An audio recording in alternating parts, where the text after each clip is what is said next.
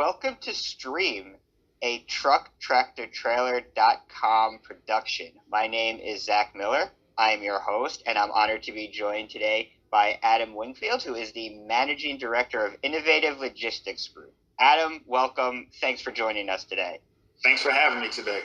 Absolutely. Listen, as people who listen to this show know, I love talking trucking. I especially love talking trucking with people who work with, help, and service the smaller fleets. And that's what you guys do at Innovative Logistics Group.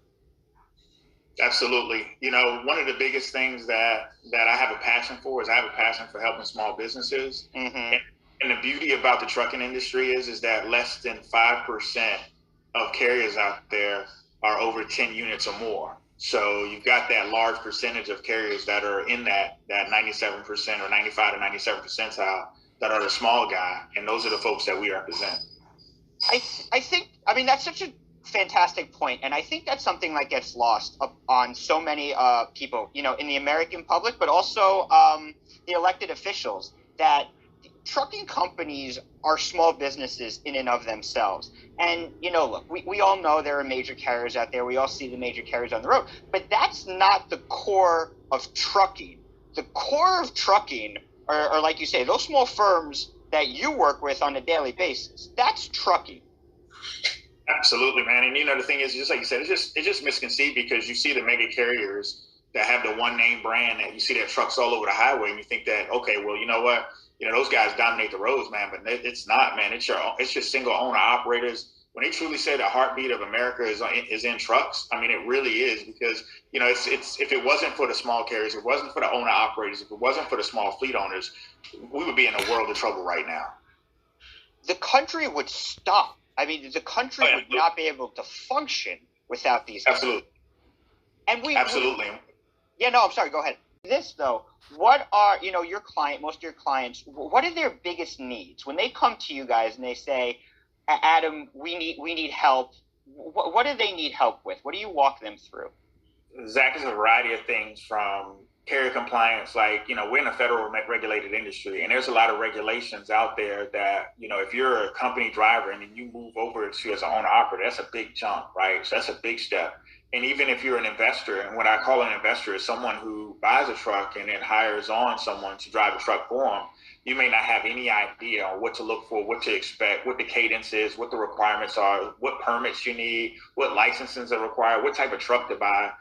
So we look at the resources as one thing. The next thing in compliance, obviously, is a big thing, but then also understanding the profitability metrics within trucking.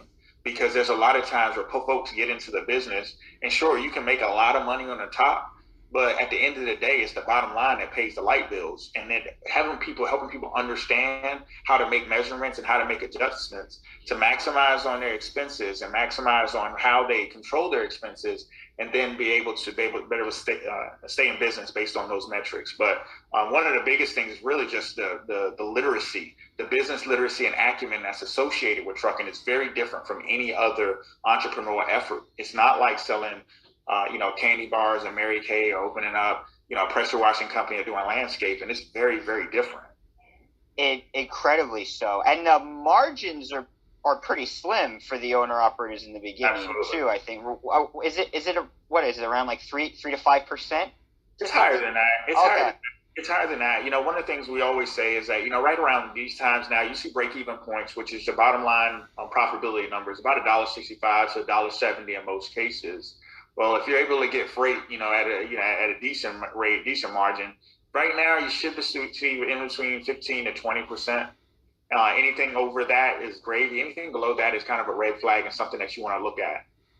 Okay, perfect. So then you guys walk them through. So I assume you have clients. So they're not just new entrants. They've been in the industry for some time. They come to you. They say, my gosh, we're busy every day.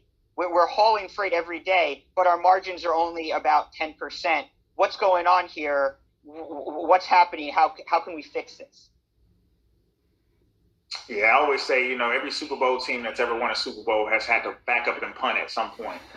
So we see a lot of carriers that come in, just like you say, just come in and say, hey, you know what? I've got 10 trucks and I haven't seen a profit in 6.5 months. Can you help us figure out what's going on? And quite frankly, that's a lot more prevalent than you might believe.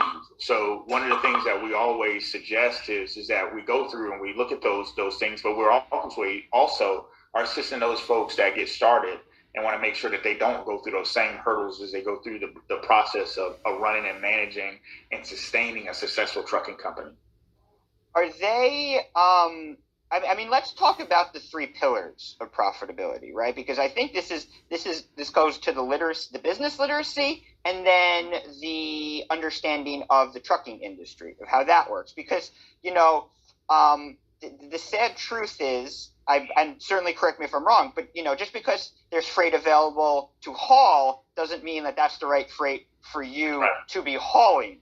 That's right. That's right. And when you think about that, there's some dynamics that you have to consider when you're hauling freight. Just like you said, just because it's available doesn't mean it's good freight. Does that freight put you in marketplaces where you're going to go into a market where it's probably not going to be a great market coming out of? You got to be able to have that type of established type of criteria within your own business in your own right. And then when you think about, hey, as an owner operator or as an investor, you need to know what it is at the very end of the day, what it takes to operate and move your truck. Right, Zach, your truck might cost you $1.20 a mile, so you might be able to go into a poor marketplace right at $1.60, $1.70 and be fine. Whereas opposed, if I'm running operations at $1.80 a mile, I'll go into that same marketplace and it won't work for me. So that's what you have to have, that type of level of commitment to understand the differences and be committed to the financial acumen side of the business.